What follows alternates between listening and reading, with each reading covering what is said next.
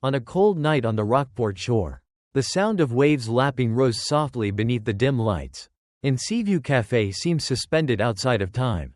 At a corner table, a strange young boy sat quietly reading a book.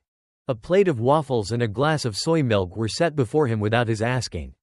Clara Davis, the kind-hearted waitress, had no idea that morning 4 sleek black SUVs would arrive bearing thanks from an absent father, and revealing a secret powerful enough to change a life. Thus began the story of unconditional kindness. Please join us as we follow its unfolding. Clara Davis, 28, works both as a barista and server at Seaview Café, a small coffee shop nestled on the shore of Rockport Bay, Maine. Each day before dawn, she rises early, ties on her mint-green apron, and walks briskly down the damp, moss-covered cobblestone lanes, carrying hope and a smile as bright as sea spray. Her one-bedroom apartment sits above a maritime gift shop, where a few faded photographs of her parents hang on the walls. Loneliness creeps through her heart like morning mist. Yet Clara hides it behind her warm greeting to every customer. She loves her job and the sense of order and warmth it brings. One foggy September morning, when the sea breeze still whispered through the window, Clara spotted a lone boy in the corner of the cafe. He sat by the window overlooking the harbor. Perhaps 11 years old, slender beyond his years, his eyes fixed on the thick volume in his hands. He said not a word. That day, Clara brought him a glass of soy milk. He nodded gratefully and whispered, "Thank you, ma'am." His silence hung in the coffee and fresh baked goods air. Clara did not ask any questions, she simply smiled and returned behind the counter. Feeling a small pang in her chest, he reminded her of herself at that age. Over the next few days, he appeared at exactly 7:10 a.m., always before Venrock Elementary School opened. He would quietly read, sip his milk, and gaze out at the distant docks. He never ordered food, he remained a silent shadow among the mist. Clara watched him and wondered if he, too, lived alone as she did. On the 15th morning, the kitchen had an extra plate of vanilla waffles. Clara placed it in front of him. "I'm sorry, must have been a mix-up. Please, don't waste it." He looked up, eyes glistening, and nodded. 10 minutes later, the plate was empty. He whispered, "You're very kind." Clara's heart melted as she returned his smile. From that day on, the plate of waffles was replaced by a bowl of sweetened oatmeal. Another morning by scrambled eggs. Then toast with peanut butter. Clara brought them in silence, no questions, no demands, simply trusting that kindness needs no justification. Each morning he ate everything, leaving only a nearly empty milk glass. Harold, a regular at the bar, asked, "Clara, who is that boy? He never orders, just drinks the milk." Clara shrugged. "I don't want to pry, I just want to help." In the kitchen, Kathy warned, "Free food every day? That'll spoil him." Clara remained calm. "I once knew what it felt like to be too hungry to ask for help. I understand hunger beyond the stomach." Mark, the cafe's manager, called Clara into his office one afternoon. He said sternly, "We can't keep giving away food for free." Clara replied softly, "It's only one meal a day, I'll cover the cost myself." After a pause, Mark nodded. "Okay, but make sure it doesn't affect your work." Clara exhaled gratefully, warmth filling her heart. That Thursday afternoon, as rain drizzled and the cafe sat nearly empty, the boy failed to appear. Clara still set a plate of waffles at his usual table, her eyes fixed on the door. Kathy shook her head. "See? He's probably run off somewhere." Clara only smiled faintly, though her heart felt strangely hollow. A week passed with no sign of him. Clara grew worried. The strange feeling of concern weighed on her. Was he in trouble? Did he have anyone to look after him? She whispered to herself that sometimes kindness is simply waiting, even when the outcome remains uncertain. The next morning, Seaview Café greeted the dawn in an unusual hush.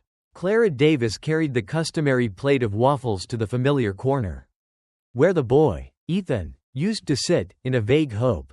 Customers trickled in for coffee and light chatter, while she kept her gaze on the green door. At around 8, the rumble of engines filled the street. 4 black SUVs, their government plates gleaming in the morning sun, came to a quiet stop outside. Everyone froze, eyes drawn to the entrance. Clara set down a cup of coffee on the counter, her heart racing. A group of uniformed officers entered. Leading them was Lieutenant Colonel Brian Matthews, dressed in a navy suit, his expression both grave and respectful. He approached the counter and addressed Clara in a warm yet solemn tone. "Ms. Clara Davis?" Clara nodded, her voice trembling. "Yes, that's me." Lieutenant Colonel Matthews removed a white envelope bearing the seal of the United States and placed it on the counter. "This is a letter of thanks from the Naval Task Force. Ethan Parker, the boy you have been caring for each morning, is the son of Sergeant Alan Parker. He made the ultimate sacrifice during operations in the Western Pacific. In his final letter, he mentioned you as the person who gave his son hope." The cafe fell silent. Kathy paused mid-stir, and patrons turned to stare. Clara opened the envelope to find the first lines of a note written in a hand she recognized immediately. "If I cannot see my mother again, you are the only warmth I know at dawn." Lieutenant Colonel Matthews produced a second packet. "And here are Ethan's letters, in which he calls you an unarmored hero. Please, read them." Clara unfolded the pages and heard the boy's voice echo in her mind. "Dear Ms. Clara, after my mother passed away, I clung to the waffles you brought me each morning. You never asked why. I only felt that I mattered. Because of you, I learned no one is ever truly alone." The waves outside the window stilled as if honoring the moment. Patrons quietly applauded, as though venerating the compassion on display. Mark emerged from his office with a small American flag placed upon the waffle plate. "From this day forward, complimentary breakfasts will be offered to the children of fallen service members." Lieutenant Colonel Matthews bowed his head in salute. "We fight at sea. You have fought loneliness and hunger. Thank you, Clara Davis." Clara cupped her hands and returned the salute, her voice choking with emotion. "I only did what was right." As the SUVs departed, Seaview Café resumed its rhythm. But from that morning on, the warmth of kindness spread across Rockport. Regulars began leaving extra portions for strangers. Neighboring cafes adopted the practice, and the local women's organization launched shared breakfasts. Every dawn, Clara knew that a single plate of unconditional waffles could rescue a heart. In the weeks after Lieutenant Colonel Matthews' visit, Seaview Café blossomed with new energy. Each morning, Clara continued placing the plate of hot waffles and soy milk at the corner table, now known to all as the sharing nook. Customers looked toward the empty seat and smiled, comforted to know a helping hand awaited anyone in need. One Saturday morning, the Rockport Veterans Association held a comrades' breakfast at Seaview. Wearing jackets adorned with service pins, they filed in with fond recognition. Clara served the waffles and listened as they shared tales of battle, memories interwoven with laughter and tears. The little corner cafe became a gathering place for hearts to connect, where every waffle nourished body and spirit alike. Ethan, now more confident, volunteered to help Clara clear tables. He gently refilled a Patron's coffee, saying in a voice as warm as morning light, "Here you go, sir, drink it while it's hot." An elderly veteran placed a hand on the boy's shoulder. His voice choked with gratitude. "You've become a beacon, young man." The Justice Transparency Initiative in Detroit felt worlds away, yet its flame had touched Rockport.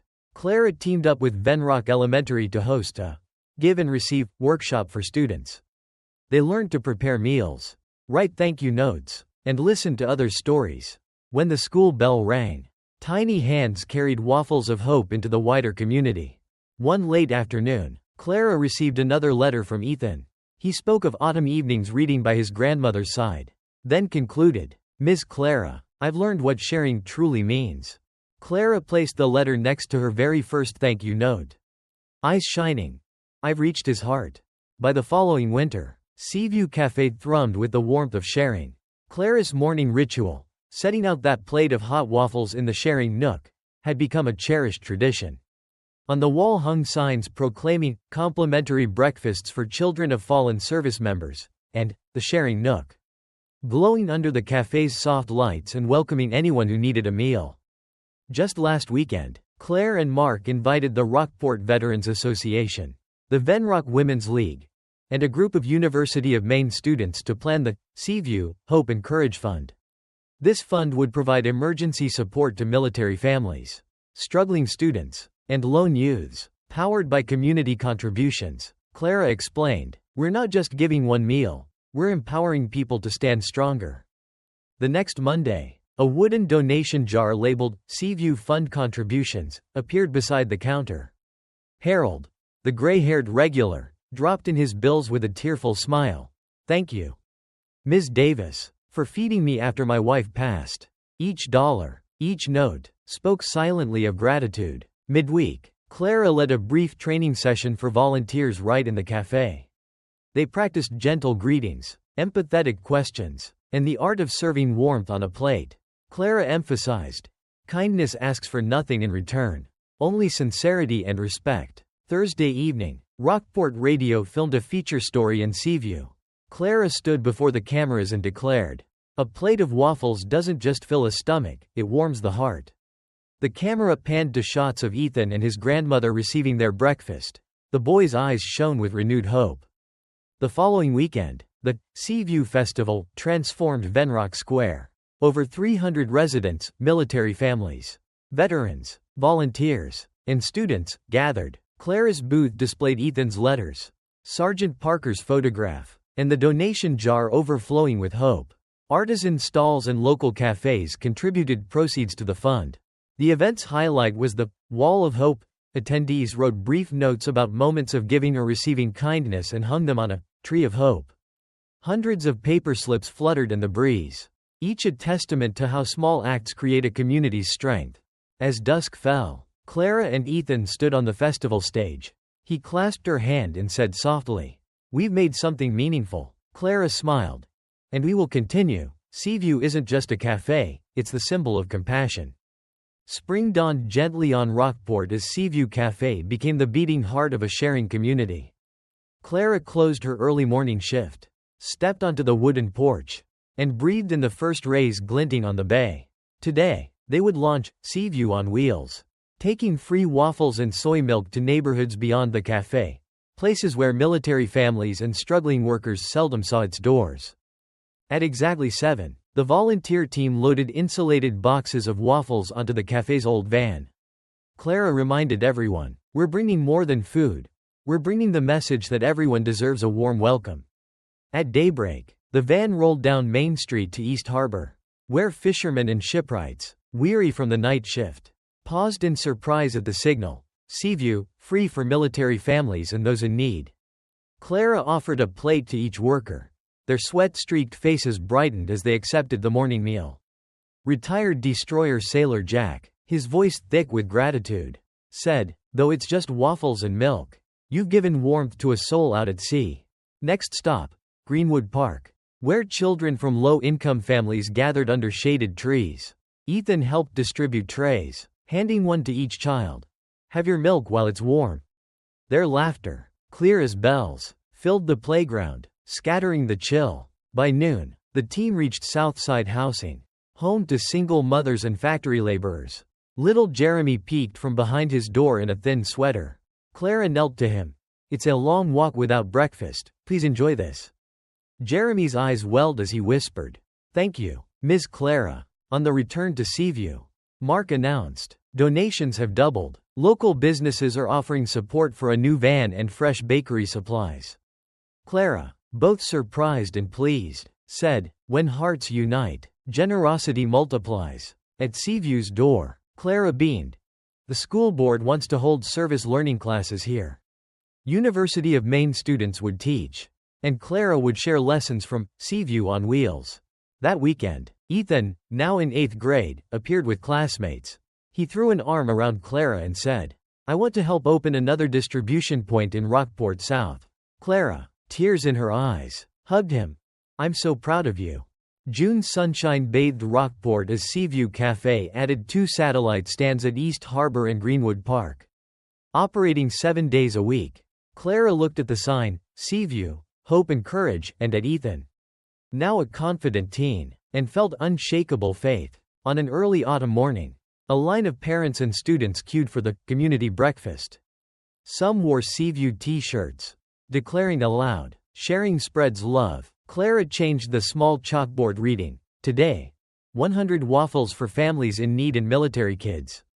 Mark, now project director for outreach, said into a microphone, We've served over 10,000 meals and aided 300 families.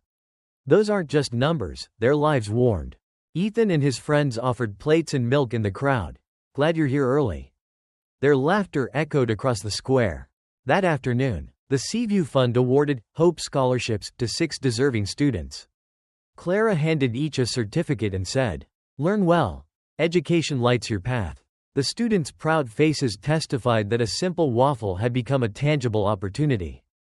As dusk fell, Clara and Ethan stood on the balcony. Below them, the square thrummed with umbrellas and the purple sunset. Ethan squeezed her hand. "I'm proud to carry on what you started." Clara hugged him tight. "Not just you. But this whole town has joined in. When we see each other as equals, hope never dies." Later that night, the glow of Seaview's windows shone like a beacon by the harbor. Clara shared coffee with Mark and fellow volunteers, planning the Seaview Future initiative, supporting veteran entrepreneurs in fisheries and farming, training low-income residents in hospitality, and expanding the sharing nooks across Maine. Every idea sprang from that first plate of free waffles. Their applause rang like music's final chord, yet the overture to a new symphony of compassion. Seaview Café had grown from a seaside shop into the emblem of communal care, where every face and every heart felt welcomed and honored. And Clara's story, intertwined with Rockport's, would continue, written anew with each plate of waffles, every glass of soy milk, and the unquenchable flame of faith in humanity.